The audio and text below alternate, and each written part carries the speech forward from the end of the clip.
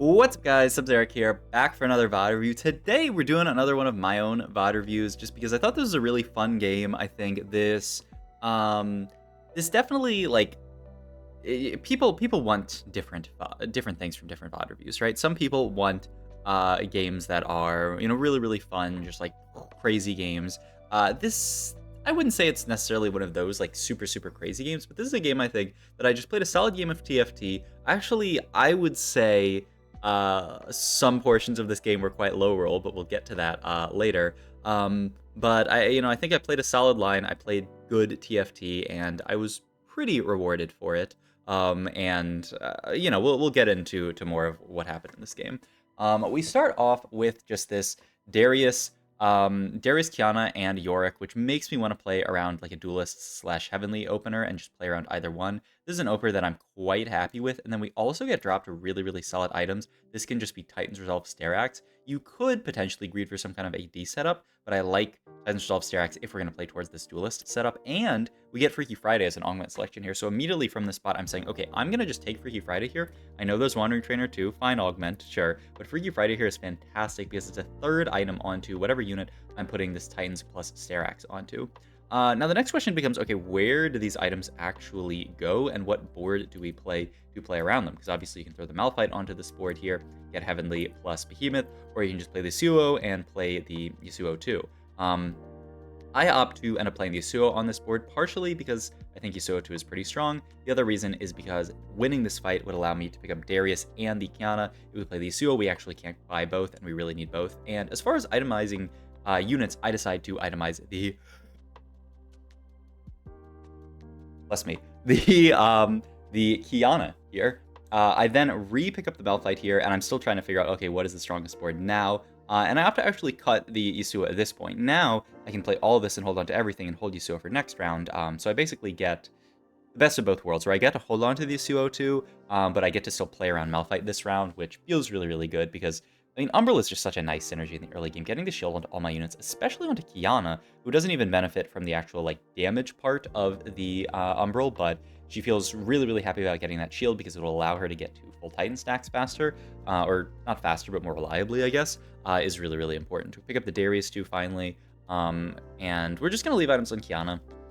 I do think Darius is quite a nice holder of items in these comps, but when you're building something like a Sterax, even like a Titan's Resolve, which is now more of an AD item than an AP item, I actually like item holding Kiana a lot, especially after she's been buffed. I think she is just such a solid unit to play around here. And you can see, I mean, she's just cutting through these front lines here, taking a little bit of aggro, but still doing a ton of damage. And yeah, we get to make 10 gold here, which is fantastic.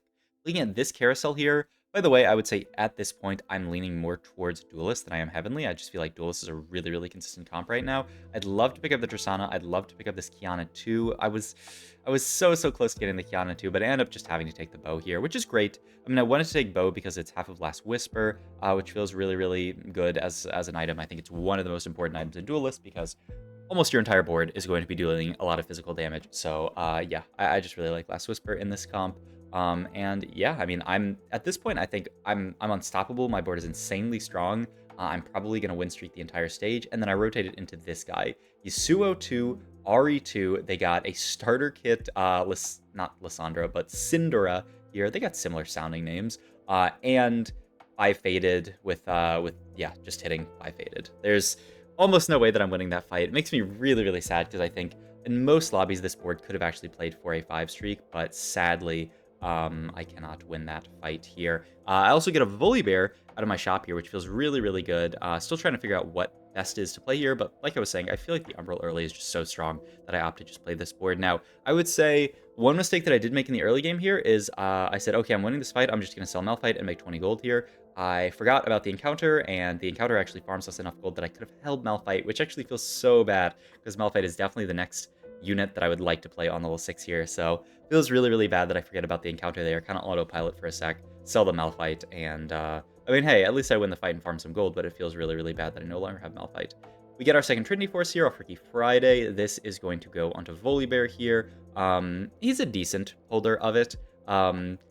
He's more of like an AP now. Now with the changes to Titans, you used to really love Titans on him. Now he really likes just like AP tankiness items like Crown Guard and stuff like that. But, you know, I think Trinity Force gives HP, it gives AP, it gives mana, so it's going to get Volibear to that cast, so it's a solid item on him, and I don't really have anyone else to put it on. I think these 3 items that I have right now on the Kiana are going to go onto Lee Sin, but the scary thing that I think about later, you know, I slam these because they're good items, but later game, the thing that's kind of awkward is that, okay, what's my healing item going to be on Lee Sin? But, you know, we'll cross that bridge when we come to it. In this spot here, the items are kind of awkward. The Rod wants to become a Volibear item, and I was looking at maybe a red buff slam here, but I wanted to wait because I feel like if you slam red buff, one, I don't really have someone really good to put it on, and two, I lose my last Whisper component, which feels really, really bad. Augment-wise here, I love Inspiring Epitaph in almost every comp in the game, so that's just a pretty easy take for me. Portable Forge could be fun, I guess, but I think Inspiring Epitaph is just too good to pass up here. Now is where I really, really regret saying that Malphite, because I could have Heavenly activated on this board instead of just randomly playing this Shen here, which it feels a bit bad, but, you know, it's not the end of the world. I'm scouting. I want to look at that person who has that Duelist dummy just to make sure that they're not playing Duelist, but they're not.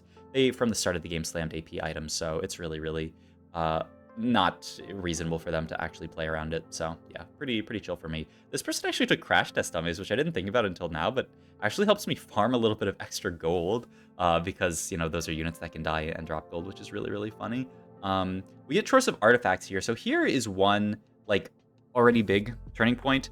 Manazan I don't think is very good in this comp. Lightning Jewel, maybe. I looked at the stats later. It's possible that it was supposed to be Wits End Volibear here. Because if you look at the stats, Wits End looks pretty good. I opt to take Fishbones and try to go into this build that I've heard people talk about, which is Fishbones Tristana.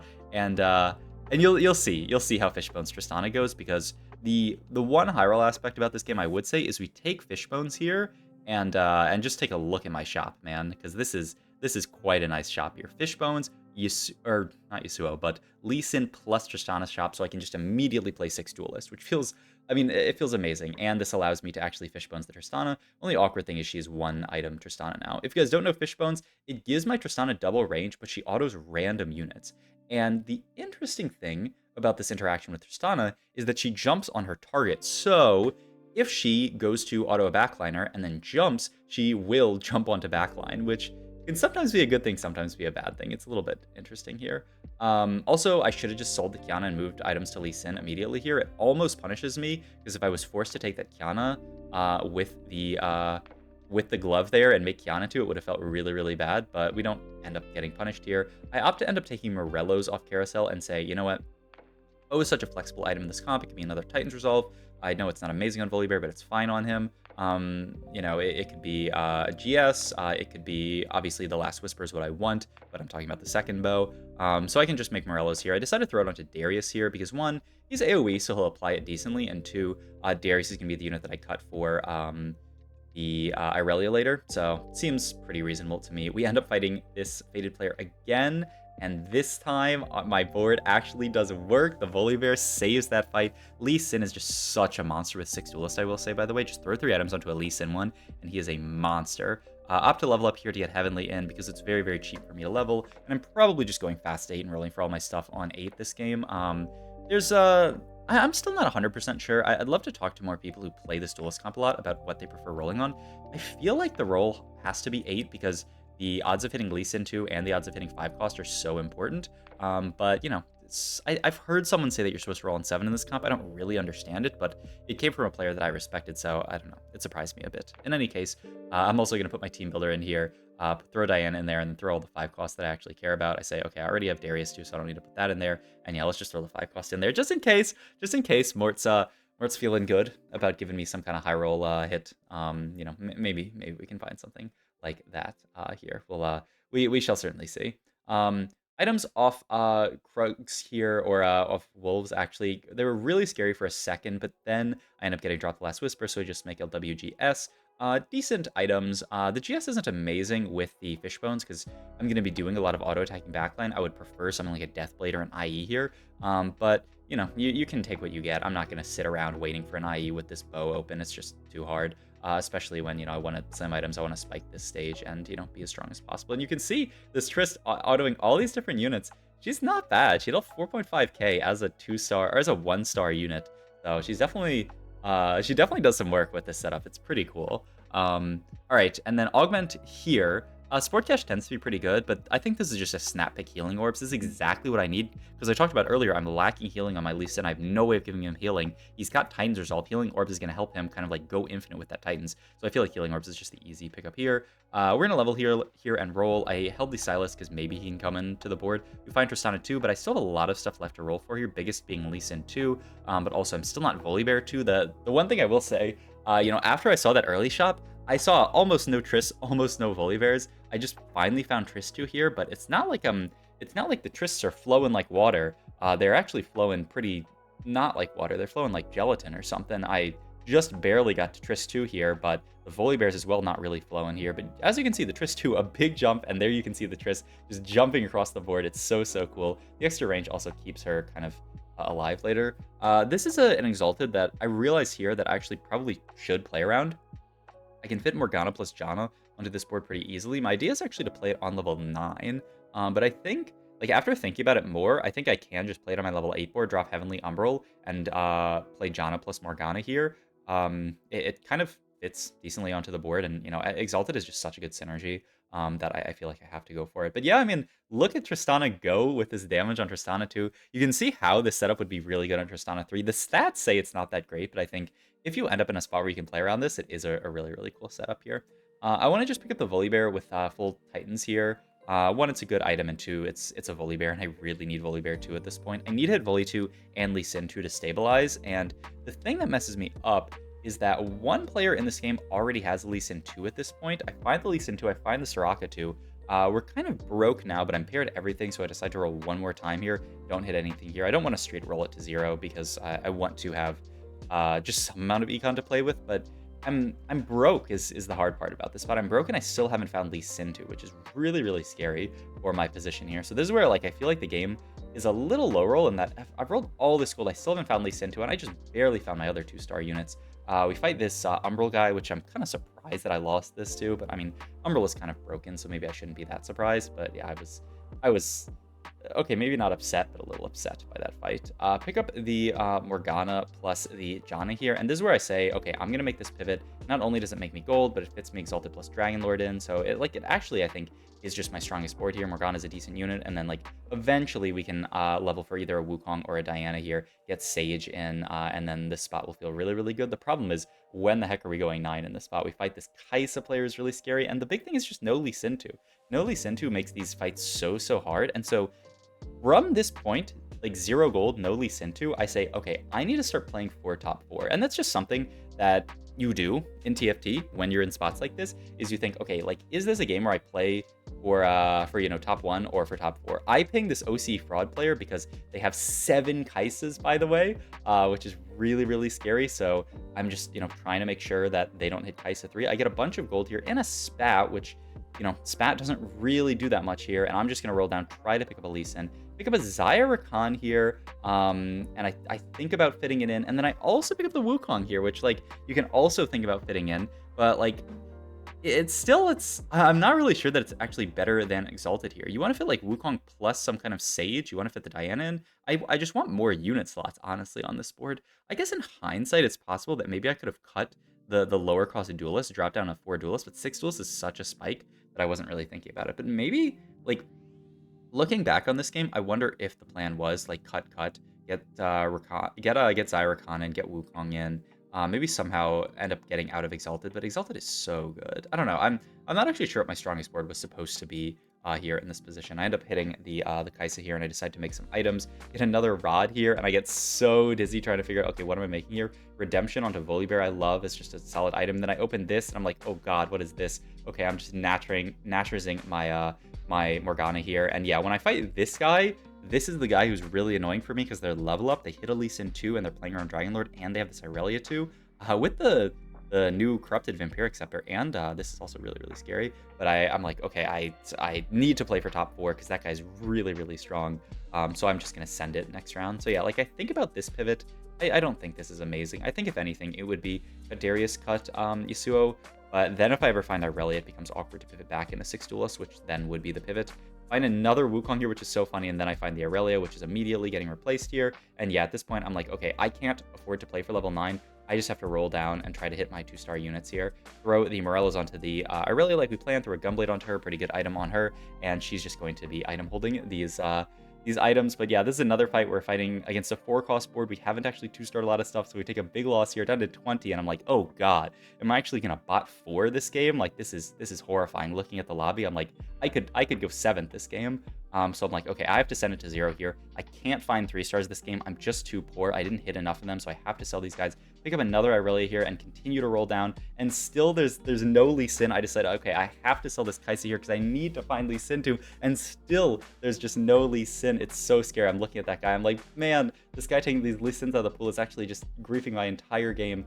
We do fight this person who's also kind of stuck in their own way in that they don't have Ashe. Luckily, Tristana's able to get through a lot of their front line, then Irelia casting kills backline, and one person dies here, so it's at least a top 6. So I'm like, okay, maybe we can survive here. I was hoping for an Irelia on Carousel, but there's not one, but there is a Lee Sin, so finally, at 5-5, I get my Lee Sin 2 off of Carousel here. Finally, my 2-star 4-cross that stabilized my board. Now, you could consider going 9, but the problem is I'm so broke, I'm so low at this point, I just have to say, just to suck it up and say, okay, I'm going to sit on level 8 this game and just roll here and absolutely play for top 4. I hope I don't fight the strategies guys again. This OCE fraud guy is probably guaranteed to hit Kaisa 3 this game, so that's really scary. We fight this Umbral guy again here. Now I have the Lee Sin 2, so at least I have a bit of a tankier front line. And, you know, you can see night and day. This Lee Sin lives so much longer because he is 2-starred here, and this fight is a win here. Actually end up killing this guy here. So now at the top 5, the problem is that strategies guy is never going to die here. His board is so strong here. So I just have to hope that I can outplace the 4th place guy, Silver Sephiroth here. Oh, and the other hope is that strategies actually could die if this OCE fraud guy fights him, right? So I'm playing max positioning here to try to kill as many units as possible here. I say that's a big Ornn on the other side here. I'm just going to put all my units on the right side here just to try to kill as much as possible to save as much HP as possible. The problem is this Tristana build is not conducive to killing a lot of units, and this strategy guys wins against this Gihes guy. I realized that this Gihes guy is probably the weakest guy in the lobby, and I actually checked my matchups here, and I'm like, when was the last time I fought this guy? I never fought this guy this entire stage. They're so weak. Like, please, Mortdog, let me fight this Gihes guy so that I can actually save some HP, because everyone else is stronger than them. I can maybe beat some of the other players, obviously not the 3-star 4-cost guy, and I'm just going to send it down here to try to pick up an upgrade. Ideally, Irelia too, but, you know, I would take a Morgana too. I grab the Shojin for the Morgana, and I realized that I am fighting Gihes here, so I say, okay, but they hit a set 2 here, and I say, okay, I need to make sure none of my important units get setted here, so I throw just some random garbage units in the middle here. I have my Titans units going here. The set ends up actually casting on Kiana just like I planned, and the Lee Sin wraps to backline here and actually kills this guy's entire backline, which feels so good. Strategy dies to OCE fraud, and then my clone fights Silver Sephiroth and beats them. So I live here, and I'm 3 HP. I'm fighting OCE fraud, who hit the Kaisa 3, and this is obviously a 3rd. There is nothing I can do about it, but I feel like the fact that I rolled so much on 8, never found Lee Sin 2, really didn't high roll any Tristanas or Volibears. You know, my augments were fantastic this game, and I like how my items ended up. My items were even a little bit awkward. I feel like the fact that I played this game into a 3rd was really, really nice. I was very pleased with this game being a 3rd, and I think it's a good example of how, when you know that you're not playing for, you know, 1 and 2, when you're just playing for placements, you can do that and you know, pull out a 3rd in a very scary lobby. So, hope you guys enjoyed this video. If you did, please like, comment, subscribe. Check out my Twitch and all my other links down below. Thanks for watching.